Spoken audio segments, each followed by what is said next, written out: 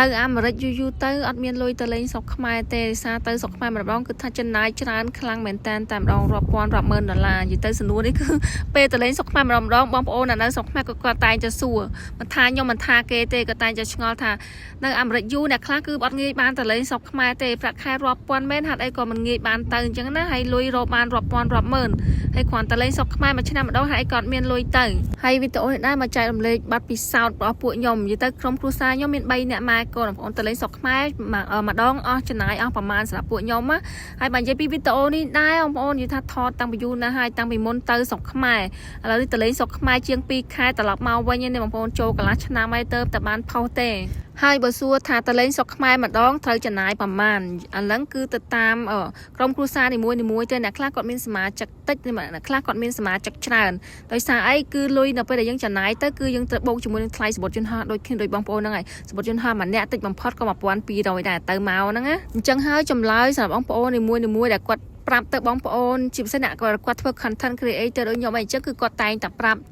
់នៅចំនួនទឹកលុយគឺថាខុសគ្នាបងប្អូនហើយណាមួយអាស្រ័យទៅលើការចំណាយយើងនៅស្រុកខ្មែរដូចគ្នាអ្នកខ្លះក៏គាត់មានផ្ទះមានអីតើអត់សូវចំណាយថ្លៃជួលផ្ទះទេតែអ្នកខ្លះអត់មានផ្ទះក៏ត្រូវចំណាយទៅថ្លៃអូតែលថ្លៃគេងថ្លៃញ៉ាំអីទៀតអាហ្នឹងវាកាន់តែច្រើនលើសហ្នឹងហើយសម្រាប់ពួកខ្ញុំពេលដែលទៅលេងស្រុកខ្មែរម្ដងគឺពួកខ្ញុំដូចដឹងហើយមានគ្រួសារ3នាក់ម៉ែកូនគឺសម្បត្តិយន្តហោះវា75000ហើយពួកខ្ញុំត្រូវបង់ថ្លៃផ្ទះជួលនៅស្រុកអាមេរិកនេះចោលដែរបងប្អូនយើងពេលយើងទៅមួយខែឬមួយក៏2ខែយើងត្រូវបង់ចោលមួយខែជាង2000បងប្អូនខ្លួនថ្លៃផ្ទះជួលណាហើយថ្លៃភ្លើងហើយថ្លៃអ៊ីនធឺណិតថ្លៃទូរស័ព្ទថ្លៃអិនស៊ុរ៉ិនឡានអីគឺយើងបង់ចោលដូចយើងនៅស្រុកហ្នឹងអញ្ចឹងបងប្អូននិយាយទៅចំណាយនៅស្រុកនេះគាត់ថាបើយើងចង់ទៅស្រុកខ្មែររយៈពេលមួយខែកន្លះអីហ្នឹងគឺយើងត្រៀម$10000សម្រាប់ចំណាយនៅស្រុកអាមេរិកនេះបូកជាមួយនឹងថ្លៃសំបុត្រយន្តហោះទៅមកហើយបើរឿងចំណាយនៅស្រុកខ្មែរអាហ្នឹងវាតិចច្រើនទៅតាមយើងទេបងប្អូនសម្រាប់ពួកខ្ញុំមានផ្ទះខ្លួនឯងចឹងអត់សូវចំណាយថ្លៃតាប្រហែលទេចំណាយថ្លៃតាតែពេលដែលយើងចុះខេត្តដើរលេងអីប៉ុណ្្នឹងឯងហើយបើសិនយើងមានឡានខ្លួនឯងគឺយើងចំណាយតែថ្លៃចាក់សាំងតែប៉ុណ្្នឹងឯងអត់សូវចំណាយច្រើនប្រហែលទេហើយពេលយើងញ៉ាំចឹង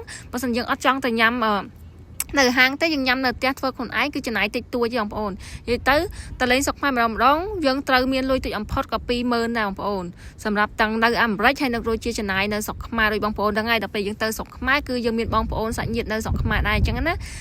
យើងត្រូវចំណាយជួបជុំគ្នាអីខ្លះដែរបងប្អូនកលេចមើលវីដេអូនេះគឺសិតតែវីដេអូដើរផ្សារទាំងអស់និយាយទៅពួកខ្ញុំត្រៀមបងប្អូននេះត្រៀមមុនចុះទៅនេះគឺយើងត្រូវទិញអីវ៉ាន់ខ្លះយើងទិញផ្ញើមិត្តភ័ក្តិបងប្អូននៅស្រុកខ្មែរទៅអីវ៉ាន់ខ្លះគឺយើងទិញប្រើប្រាស់ខ្លួនឯងដែរដើម្បីយកទៅប្រើនៅហ្នឹងហើយសម្រាប់ខ្ញុំធម្មតាពេលខ្ញុំចុះទៅស្រុកខ្មែរសាប៊ូកក់សក់ដោះខ្លួនអីគឺខ្ញុំយកពីនេះទៅទាំងអស់បងប្អូនខ្ញុំអត់ទៅទិញនៅហ្នឹងទេនិយាយទៅសារតែយើងធ្លាប់ប្រើរបស់នៅនេះអញ្ចឹងគឺខ្ញុំទិញច្រកយកទៅប្រើសម្រាប់ធម្មតាពេលខ្ញុំទៅស្រុកខ្មែរគឺខ្ញុំទៅមួយខ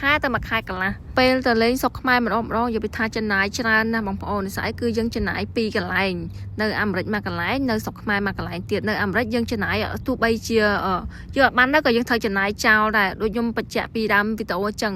ថាបន្ទប់ជួលអាផាតមិនជួលដែលពួកខ្ញុំជួលហ្នឹងគឺទោះបីជាយើងអត់នៅក៏គេគិតលុយពេញដែរបងប្អូនជួលមួយខែជិត2000យើងអត់នៅក៏យើងត្រូវបង់ជិត2000នឹងចោលដូចគ្នាយើងគឺថាចំណាយច្រើនខ្លាំងមែនតើមូលហេតុនេះឯងទៅបងប្អូនខ្មែរយើងមួយចំនួនដែលគាត់មកនៅអាមេរិកនេះអ្នកខ្លះគាត់ចំណាយច្រើនណាបងប្អូននៅនេះអញ្ចឹងហើយគឺគាត់អត់អាចទៅលេងស្រុកខ្មែរបានរាល់ឆ្នាំឯនិស័យគឺចំណូលរមកគឺអត់សល់រាប់ម៉ឺនទេក្នុងមួយឆ្នាំបងប្អូនសម្រាប់អ្នកធ្វើការនៅប្រទេសអាមេរិកគឺអត់សូវបានងាយទៅស្រុកខ្មែរដូចអ្នករ៉ូស៊ីបងប្អូនអ្នករ៉ូស៊ីនៅនេះអ្នកមានហាងមានអីនិយាយទៅគឺគាត់រលុយរៀងស្រួលជាងអ្នកធ្វើការអាចសល់បានច្រើនជាងអ្នកធ្វើការដូចបងប្អូននឹងហើយធ្វើការគឺលុយគឺវាទៅណាតែបើប៉ុណ្ណាគឺប៉ុណ្ណឹងខុសពីអ្នករ៉ូស៊ីអ្នករ៉ូស៊ីគឺគាត់មានលុយចំណេញបងប្អូនតែគ្រាន់ថាអ្នករ៉ូស៊ីខ្លះគឺគាត់អត់សូវមានពេលដូចគ្នាបងប្អូនរវល់តាមកាន់ហាងកាន់អីហ្នឹងនិយាយឲ្យស្រួលស្ដាប់ទៅអ្នករស់នៅស្រុកគេគឺមានផលវិបាករៀងខ្លួននៅពេលដែលចង់ចុះទៅលេងស្រុកខ្មែរម្ដងណាមិនមែនអ្នកដែលគាត់មករស់នៅក្នុងប្រទេសអាមេរិកអត់ចង់ទៅលេងស្រុកខ្មែរទេបងប្អូនម្នាក់គឺថាចង់ត្រឡប់ទៅវិញណាតែដោយសារអ្នកខ្លះគឺគាត់មានលុយតែគាត់មានពេលដើម្បីទៅអ្នកខ្លះគាត់មានពេលទៅតែគាត់អត់មានលុយដើម្បីចំណាយអាហ្នឹងគឺតាមដឹងឯងបងប្អូនហើយកលេចមកមើលវីដេអូនេះបងប្អូននិយាយថាពួកខ្ញុំទៅផ្សារផងទៅអោកលត់ផងទៅម៉លផងនិយាយថាដើរទិញនិយាយទៅសឹងរាល់ថ្ងៃតែម្ដងឲ្យថាមានកម្រងទៅស្រុកខ្មែរគឺថាទិញរហូតបងប្អូនទិញនេះទិញនោះឲ្យស្អីយើងមានមិត្តភ័ក្តិមានអីនៅស្រុកខ្មែរអញ្ចឹងណាបងប្អូនអញ្ចឹងយើងទិញរបស់ផ្ញើបងប្អូនដូចបើនិយាយពីវីដេអូនេះវិញតាមពិតទៅខ្ញុំត្រូវថតផុសតាំងពីមុនទៅស្រុកខ្មែរម៉េះបងប្អូនចែករំលែកណា តែដោយសារតែមិត្តភក្តិខ្ញុំក៏ទៅជាមួយអញ្ចឹងហើយគឺគាត់ទៅ surprise ម៉ែឪបងប្អូនគាត់ហ៎អញ្ចឹងគាត់ឲ្យផុសទេជាប់រូបគាត់ហ្នឹងបើសិនជាយើងផុសទៅខ្លាចបែកការអញ្ចឹងណាអញ្ចឹងហើយក៏ទុករហូតមកដល់ថ្ងៃហ្នឹងហ្មងទៅបងប្អូនហើយវាថាដើរផ្សារមួយគាត់នេះគឺថាដើររហូតដូចដឹងហើយបងប្អូនមិត្តភក្តិខ្ញុំគឺថាទៅណាមកណាជុំគ្នារហូតអញ្ចឹងណាហើយណាមួយទៅស្រុកខ្មែរជើងនេះគឺថាបានជុំគ្នាទៀតជាយន្តហោះជាអីទៅជុំគ្នាយើងទិញសម្បត្តិយន្តហោះរួមគ្នាហើយគេមានកម្រងទៅ surprise ម៉ែឪបងប្អូនគេនោះហើយយើងនេះវិញបងប្អូនថតជាប់គេផងអីផងគឺអត់ហ៊ានបោះហោះទេយើងទុកអញ្ចឹងទៅរហូតដល់ថ្ងៃហ្នឹងសម្រាប់ពួកខ្ញុំវិញឲ្យថាទៅស្រុកខ្មែរម្ដងបងប្អូនហើយវាថាវ៉ាលីគឺថាទិញថ្មីរហូតតែម្ដងហើយឥឡូវនេះមករកទិញវ៉ាលីទៀតបងប្អូននិយាយទៅវ៉ាលីអត់ត្រូវហ៊ានទិញអាថ្លៃម៉ានេះទិញត្រឹមរស់ហ្នឹងឯងបងប្អូននេះដោយសារអីវ៉ាលីដល់ពេលដែលយើងដាក់តាមយន្តហោះទៅគឺថាគេគប់គេអីឯវ៉ាន់ណាបងប្អូនអាណិតវ៉ាលីណាឲ្យថាទិញថ្មីមកវិញគឺថាបាក់ដៃបាក់ជើងអស់ហើយវ៉ាលីហ្នឹងអញ្ចឹងហើយទិញល្មមដើម្បីដាក់ទៅខ្ជិលដាក់កេះហ្នឹងបងប្អូនដោយសារដាក់កេះក៏រៀងពិបាកដែរបាក់លើកអីអញ្ចឹងណាដោយសារពួកយើងត្រូវយកអីវ៉ាន់មកវិញអញ្ចឹងពេលដាក់កេះទៅគេគប់គេអីទៅបាក់ត្រូវទិញកេះថ្មីមកវិញយើងទិញវ៉ាលីអញ្ចឹងវាងាយស្រួលចាញ់មកម្នាក់គឺថាកាន់ពេញដៃតែម្ដងវាថាលុយទៅស្រុកខ្មែរម្ដងដោយបងប្អូនហ្នឹងហើយវាថាលុយចំណាយនៅស្រុកខ្មែរផ្សេងចំណាយនៅអាមេរិកផ្សេងហើយថ្លៃទិញអីវ៉ាន់ផ្ញើផ្សេងថ្លៃទិញអីវ៉ាន់ប្រើប្រាស់ផ្សេងនិយាយថាចំណាយគ្រប់សពបងប្អូនទៅម្ដងគឺថាអូយទៅសងខ្លាចហ្មងណាមិនថាខ្ញុំមិនថាគេទេដើរទិញអីវ៉ាន់ហត់ហើយឥឡូវនេះមករកអីញ៉ាំសិនឥឡូវនេះពេលយប់ហើយបងប្អូននេះនៅអាមេរិកហ្នឹងណាខែតិចបងប្អូននេះការខ្ញុំថតហ្នឹងមុនទៅស្រុកខ្មែរហ្នឹងខែ11បងប្អូននេះថតតាំងពីខែ11ព្រោះការខ្ញុំចុះទៅដូចជាខែ12ដល់ពេលថតតុងយូរពេកអញ្ចឹងទៅចង់ភ្លេចតែហ្នឹងបងប្អូនស្អីយ៉ាងយូរដែរឥឡូវនេះខែ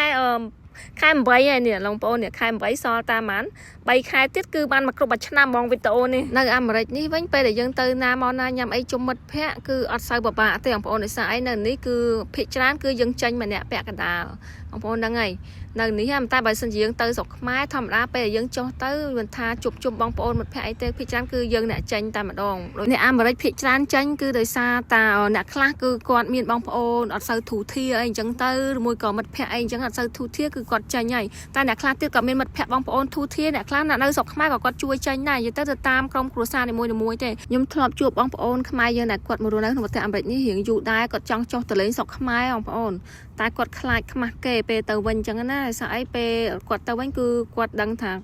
ានៅស្រុកខ្មែរមិត្តភ័ក្តិបងប្អូនគាត់ហ្នឹងគឺរំពឹងឲ្យគាត់ហ្នឹងចេញគ្រប់យ៉ាងឲ្យអញ្ចឹងតែគាត់អត់ដឹងថាខ្លួនឯងអត់មានលទ្ធភាពដល់ថ្នាក់ថាប៉ាវមនុស្សគ្រប់គ្នានៅទីហ្នឹងឯងអញ្ចឹងហើយគឺគាត់អត់អាចត្រឡប់ទៅវិញទេនិយាយទៅគឺដោយមនុស្សទេបងប្អូនមិនមែនថាទាំងអស់ទេដូចថាអញ្ចឹងអ្នកខ្លះទៀតគាត់មកដល់ប្រទេសអាមេរិកគឺគាត់ត្រូវប្រឹងរកលុយដើម្បីចិញ្ចឹមគ្រួសារនៅនេះផងចិញ្ចឹមគ្រួសារនៅស្រុកខ្មែរផងអញ្ចឹងហើយពេលត្រឡប់ទៅវិញដូចដឹងហើយអ្នកនៅស្រុកខ្មែរអត់សូវមានជីវភាពធូរធារទេពេលដែលគាត់ទៅវិញគឺគាត់អត់អាចប៉ាវអ្នកនៅអាមេរិកដើរញ៉ាំអីបានទេហើយអ្នកនៅអាមេរិកក៏គាត់អត់សូវមានលទ្ធភាពដែរស្អីរកមកគឺថាចាយអស់អញ្ចឹងណាអាចមានត្រឹមលទ្ធភាពទិញសម្បត្តិយន្តហោះទៅហើយនឹងចាយខ្លួនឯងអត់មានលទ្ធភាពប៉ាវបងប្អូនមិត្តភ័ក្តិអីអញ្ចឹងហើយអ្នកខ្លះគឺគាត់សម្រាប់ចិត្តអត់ទៅហ្មងបើយើងនិយាយឲ្យសួរស្ដាប់ទៅគឺយើងមនុស្សម្នាក់មិនថាអ្នកនៅស្រុកខ្មែរឬមួយក៏អ្នកនៅប្រទេសអាមេរិកទេគឺតែងតែមានរឿងរ៉ាវរៀងខ្លួននឹងឯងក៏ដូចជាការចំណាយទៅដើរលេងចឹងដូចគ្នាបងប្អូននិយាយទៅគឺម្នាក់គឺចម្លើយហ្នឹងគឺថាខុសគ្នាបងប្អូនសួរ5នាក់គឺចម្លើយចំណាយដែលយើងទៅលេងស្រុកខ្មែរហ្នឹងគឺថាខុសគ្នាទាំង5ដោយសារម្នាក់គឺគាត់ចំណាយផ្សេងរៀងខ្លួនទៅតាមកលៈទេសៈក្រុមគ្រួសាររបស់គាត់ហ្នឹងឯងវីដេអូនេះអត់មានចង់វេកញែកអីច្រើនទេគាត់ចង់ប្រាប់បងប្អូនដែលគាត់ធ្លាប់សួរខ្ញុំថាហេតុអីក៏អ្នកខ្លះនិយាយថាគាត់ទៅស្រុកខ្មែរអស់ 4-5,000 អ្នកខ្លះអស់ 120,000 អ្នកខ្លះ 4-5,000 និយាយទៅគឺចម្លើយគឺថាខុសគ្នាចឹងឯងបងប្អូនហើយគាត់អត់មានកុហកអីទេដោយសារអ្នកខ្លះគឺគាត់ share ពី experience របស់គាត់ដែលគាត់ចំណាយចឹងណាអ្នកខ្លះគាត់ចំណាយតិចហ្នឹងដោយសារគាត់មានក្រុមគ្រួសារនៅស្រុកខ្មែរធូរធារពេលគាត់ទៅដល់គឺអ្នកនៅស្រុកខ្មែរគឺគាត់ចំណាយឲ្យគាត់ហ្មងគាត់ជួយចំណាយជួយចេញឲ្យអ្នកនៅអាមេរិកហ្នឹងហើយអ្នកដែលនៅអាមេរិកភាគខ្លះហ្នឹងគាត់ទៅស្រុកខ្មែរគាត់ចំណាយច្រើនដោយសារអីគាត់មានបងប្អូននៅស្រុកខ្មែរច្រើនហើយគាត់ត្រូវចំណាយច្រើននៅពេលដែលគាត់ចុះទៅលេងអាហ្នឹងតែប៉ុណ្្នឹងឯងបងប្អូនហើយសម្រាប់ពួកខ្ញុំ3នាក់ម៉ាឪកូននេះពេលដែលចង់ចុះទៅលេងស្រុកខ្មែរម្ដងគឺពួកខ្ញុំត្រូវត្រៀមលុយ$20,000តាំងទុកចំណាយនៅស្រុកអាមេរិកក៏ដូចជាចំណាយនៅស្រុកខ្មែរបុកនឹងថ្លៃសម្បត្តិយន្តហោះដោយសារនៅអាមេរិកនេះយើងចំណាយគឺយើងត្រូវបង់ថ្លៃផ្ទះជួលធម្មតាពួកខ្ញុំចុះទៅ1ខែកន្លះទៅ2ខែអញ្ចឹងយើងត្រូវត្រៀម ផ្ទះជួល3ខែចោលនៅអាមេរិកនេះណាដោយសារតែពេលយើងដើរលេងហ្នឹងគឺយើងអត់មានអាចរកចំណូលបានទេហើយតែពេលយើងត្រឡប់មកវិញក៏យើងអាចរកចំណូលបានភ្លាមដែរហើយផ្ទះជួលហ្នឹងគឺគេយករហូតតែម្ដងណាឥឡូវនេះញ៉ាំឆ្អែតហើយដល់ម៉ោងគិតលុយហើយនៅអាមេរិកនេះស្រួលចាស់បងប្អូនទៅណាមកណាជុំមិត្តភក្តិអីហ្នឹងគឺថាចាញ់ 50% ម្នាក់មិនថាញ៉ាំអីទេភាគច្រើនគឺយើងចែកគ្នាចាញ់សារលុយពិបាករកដូចគ្នាហើយវីដេអូចាំលេខខ្ញុំហ្នឹងណាគឺមានតែប៉ុណ្ណេះអរគុណចាំតែសហការតាមដានតែពីដើមរហូតដល់ចប់សូមបងប្អូនទៅបាន Subscribe Channel YouTube ខ្ញុំទេកុំភ្លេចជួយ Subscribe អ្នកមួយផងណាដើម្បីបានមើលវីដេអូថ្មីៗទៀតអរគុណច្រើនតែបាយបាយជម្រាបជួបគ្នានៅក្នុងវីដេអូក្រោយទៀត